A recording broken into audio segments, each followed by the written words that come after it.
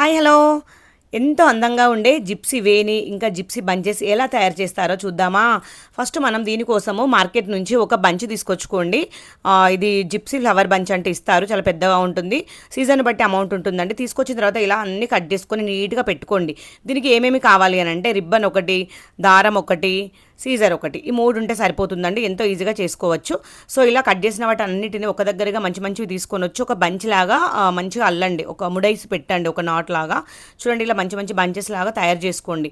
ఎన్ని బంచెస్ కావాలి అని అంటే కనీసం ఒక 20 బంచెస్ వరకు తయారు చేసుకోండి.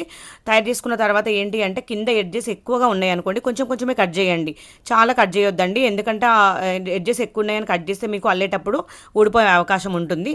చూడండి, ఇలా అన్ని రకాలుగా ఒకటే ఈక్వల్గా వచ్చేలాగా చూసుకోండి. అన్ని పెద్దగా చిన్నగా రావద్దండి, అన్ని ఈక్వల్గా వచ్చేలాగా చూసుకోండి. తర్వాత రిబ్బన్ తీసుకోండి. రిబ్బన్ తీసుకొని రిబ్బన్కి ముందు ఒక 2 ఇంచెస్ వదిలిపెట్టండి, ఎందుకంటే అది మనం కట్టాలి కదా. 2